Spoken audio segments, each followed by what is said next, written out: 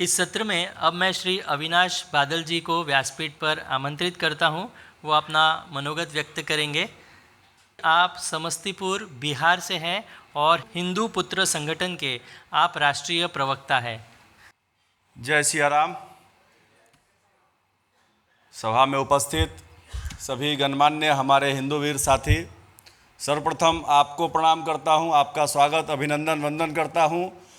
चूँकि आपके अंदर जो प्रेरणा दी है और जिस प्रेरणा के द्वारा आप हिंदू राष्ट्र इस महोत्सव को सफल बनाने के लिए एक निमंत्रण पर यहाँ आए हैं, ये आज के व्यस्त समय में बहुत बड़ी बात है। आपको प्रणाम करता हूँ। साथ ही हमारे मार्गदर्शक मंडल यहाँ बैठे सभी हमारे अभिभावक, मैं आपका चरण वंदन करता हूँ। जो गुरुदेव की प्रेरणा से जो आपने सीखा है और वो आप हम सभी लोगों के बीच में हम लोगों को दे रहे हैं, हमें आगे बढ़ाने का काम कर रहे हैं। आज मुझे लगता है कि कोई ऐसा विचार नहीं है जो विगत 7 दिनों में हम सभी लोगों के बीच में नहीं आया है। और जब हम सभी लोग एक ही विचार के हैं, मतलब एक ही डिपार्टमेंट के डॉक्टर हैं, तो स्वाभाविक बात है कि बीमार और बीमारी और इलाज वही है और हम सभी लोग बराबर उस पर चर्चा करते हैं। मुझे लगता है कि एक छोटे से शहर में रहकर और वैसा शहर जहां हिंदू के नाम पर कोई एक्टिविटी, बहुत बड़ी एक्टिविटी नहीं हुई थी। मैं जिस मोहल्ले में रहता हूं, मेरे मोहल्ले में ही हमारे यहाँ के एमएलए का घर है। 50% की आबादी मुसलमानों की है। 7 या 8 मस्जिद पर केवल एक मंदिर है। उस मंदिर पर केवल एक समाज के व्यक्ति का आधिपत्य है, दूसरे को वो घुसने नहीं देते हैं, या फिर उनके लिए उनके पास विचार नहीं है। जैसे विचारवान लोग यहाँ गया में हैं, जिस प्रकार से आज हिंदू राष्ट्र महोत्सव को सफल बनाने के लिए आसपास के सभी मठ मंदिरों ने अपना योगदान दिया है, वो सभी लोग देवतुल्य हैं और वो वंदन करने योग्य हैं। हर जगह ऐसी स्थिति नहीं होती है। मठ मंदिरों का काम है जो हिंदुओं को संगठित कर सकता है, हिंदुओं को एकजुट कर सकता है, गुरुकुल चला सकता है, गौशाला चला सकता है। लेकिन आज के समय में वहाँ भी आधिपत्य को लेकर बहुत सारे जगहों पर ऐसा विवाद है, तो इसमें सुधार की आवश्यकता है। देखिए, सभी लोगों ने सभी बात की है। मैं अपनी केवल घर की, अपने यहाँ की बात और समस्याओं को या अपने अनुभव को ही बताने का काम करूँगा। मैंने अपने जीवन में अनुभव किया है, आज बड़ा प्रचलन बढ़ा है, भगवा ध्वज लगता है, शस्त्र शास्त्र की भी बात हो रही है। लेकिन मेरा ये अनुभव है कि हिंदू नववर्ष के समय हिंदू समाज के लोग ये प्रतीक्षा करते हैं कि कब कोई हिंदू संगठन वाला आएगा और फ्री का झंडा और डंडा मेरे घर पर लगा जाएगा। ये बड़े दुर्भाग्य की बात है। अगर ऐसे हिंदू समाज के लोगों को लेकर हम हिंदू राष्ट्र की बात करते हैं तो मुझे डर लगता है। मैं सच्चाई आपको बताता हूं, क्योंकि मैं जिस जगह पर रहता हूं वहां मैं जो संघर्ष करता हूं वो बड़ा कठिन है, उसको कम शब्दों में बता पाना मुश्किल है।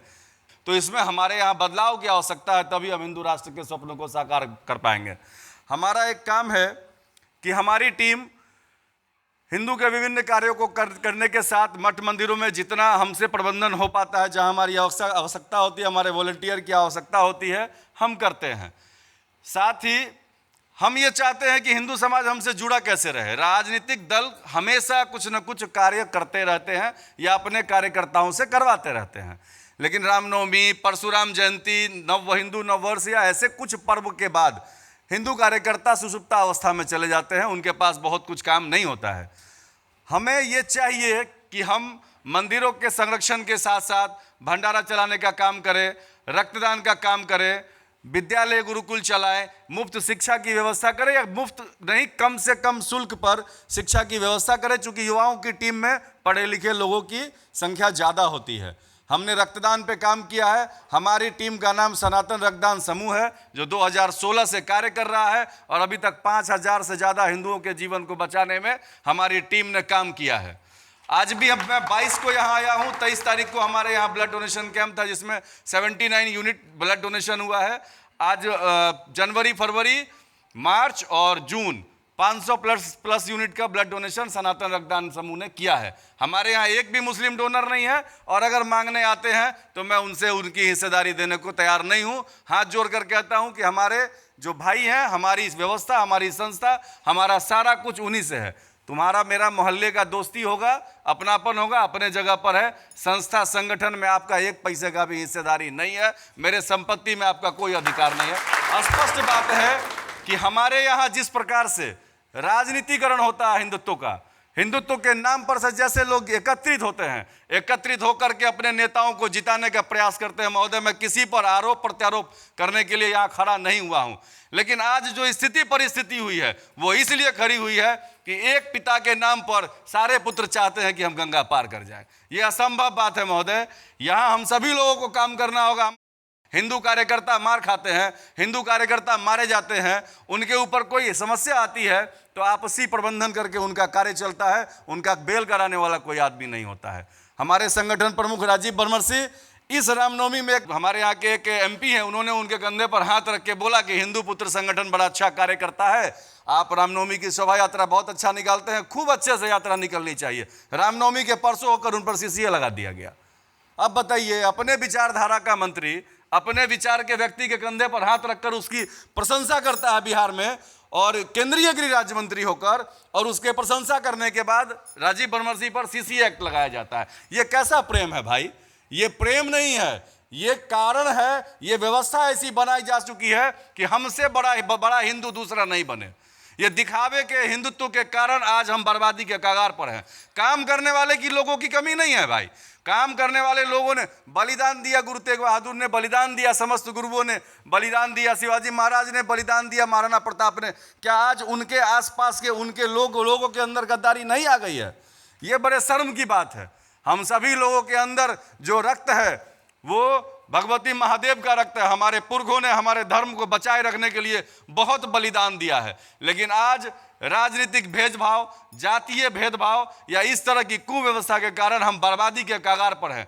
हमें सच बोलना सीखना होगा। हमें नेताओं के सामने डटकर अपनी आवाज़ को बोलना पड़ेगा। हमने जिनको वोट दिया है, हमारा अधिकार है कि हम उनसे सवाल पूछेंगे। हमारा अधिकार है कि हम हर हाल में अपने बात को मनवाने के लिए उन पर दबाव बनाएंगे। ये परिस्थिति हम लोगों ने अगर एक अच्छा समय का निर्माण किया है जो विगत 10 वर्षों से, आज हिंदुत्व जो आगे बढ़ रहा है, मुझे लगता है कि जो जितना बढ़ा है उससे और ज़्यादा बढ़ना चाहिए था। हमारी गति बहुत कम है, नहीं तो आज मठ मंदिर प्रबंधन और जो किले हैं, पुराने ऐतिहासिक किले हैं, उन पर आज भी किसी का अतिक्रमण है। ये बड़े शर्म की बात है। हमारा प्रयास इस दिशा में होना चाहिए कि हम सभी लोग एकजुट होकर अपने अपने एरिया के दूसरे पार्टी का भी, ये जरूरी नहीं कि बीजेपी, दूसरे पार्टी का भी MP MLA हो तो अभी हमारी आबादी इतनी बची है कि हम उन पर दबाव बना सकते हैं और ये हमारा अधिकार है।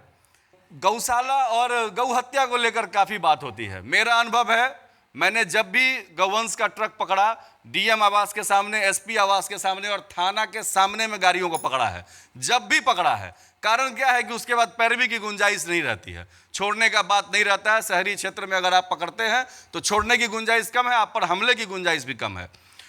मुझे लगता है, मेरा जो अनुभव है कि मैंने जब ईमानदारी बात बता रहा हूँ, मैंने गौवंश को पकड़ा और पकड़ने के बाद क्या किया, उनको वापस छोटा सा एक गौशाला है, ज़बरदस्ती उसमें ठूस दिया। 50-100 की संख्या में वहाँ पर दुधारू गाय हैं, वो उनके साथ में भोजन किया। गौशाला में कोई व्यवस्था नहीं है, 50-100 गौशाला में 50-100 की व्यवस्था ही है, अर्ध सरकारी गौशाला है। धीरे धीरे करके वो सारे पकड़े हुए मवेशी छोड़ दिए जाते हैं। पुनः मुस्को भवा, मतलब हमने कत्लखानों से बचाया, कहीं और से वो आ रहा था, हमने पकड़ा, सुपौल से पीछा करते करते समस्तीपुर में पकड़ा, और कल परसों तरसों होकर के वो सारी गौवंश गायब हो गई। और उसमें 10-15 की हालत ऐसी थी जो मर गई, जिन्हें अंतिम संस्कार करना पड़ा अपने जेब के पैसे से। वो गौशाला ने नहीं करवाया।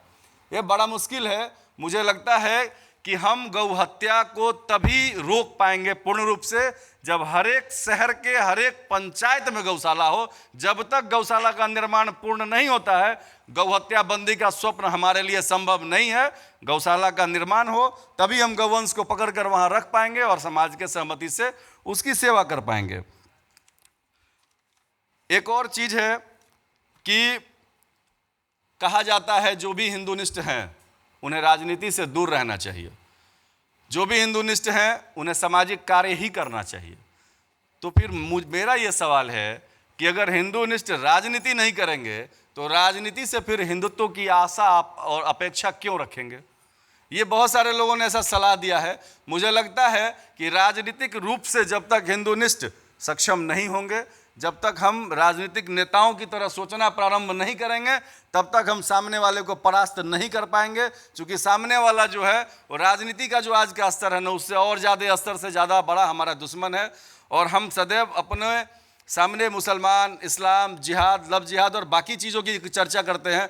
वो विषाक्त रूप, विषाक्त जड़ें तो हमारे समाज में फैली चुकी है, लेकिन इसके साथ साथ हमारा खुद का समाज कैसे संगठित हो, कैसे हम उनको अपने साथ लेकर आएँ, वो लोभ देकर हो, उनको कुछ ज्ञान देकर हो, कैसा करके भी हो, हमें उनको अपने साथ लाने की आवश्यकता है। इसी के लिए मैं रक्तदान का कार्य करता हूँ, ताकि कम से कम कुछ हिंदुओं के मन में ये भावना तो आए कि ये हिंदू संगठन वाले स्वार्थी नहीं हैं, ये हिंदू संगठन में कार्य करने वाले लोग धर्म का धंधा नहीं करते हैं, ये हिंदू संगठन वाले लोग चोर उचक्के नहीं हैं, ये बुरे लोग नहीं हैं, और अगर बुरे हैं तो मैं उन अच्छे लोगों से अच्छा हूं जो बुरे वक्त में काम आता हूं। इस बात का मुझे बहुत गर्व है।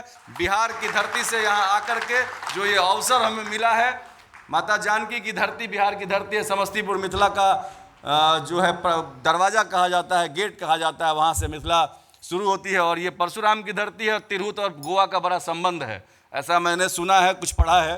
तो मैं हिंदू जनजागृति समिति और गुरुदेव का बहुत बहुत धन्यवाद व्यक्त करता हूं कि मेरे जीवन में आज जो भी परिवर्तन है वो हिंदू जनजागृति समिति और सनातन प्रभात के कारण है। अन्यथा मुझे कोई फर्क नहीं पड़ता था कि गऊ कट रही है कि बकरे कट रहे हैं। मैंने गौ हत्या की आवाज़ को उठाना तब शुरू किया जब मैंने खुद मांस खाना छोड़ा। कोई भी मांसाहारी व्यक्ति को अधिकार नहीं है कि वो गौ हत्या या किसी भी प्रकार के पशु हत्या, जीव हत्या की चर्चा भी कर सके। वो बेईमान हिंदू है। कोई भी हिंदू अगर इस तरह की बात करता है, गौ मांस खाने वाले लोग या बाकी कोई मांस खाने वाले लोग, मुझे उसमें कोई अंतर समझ नहीं आता है। गौ हत्या का विरोध करने वाले हिंदुओं से मैं क्रमबद्ध प्रार्थना करता हूं कि कम से कम मांसाहार छोड़ दीजिए। इसी के साथ अपने वाणी को विराम दूंगा। सीताराम।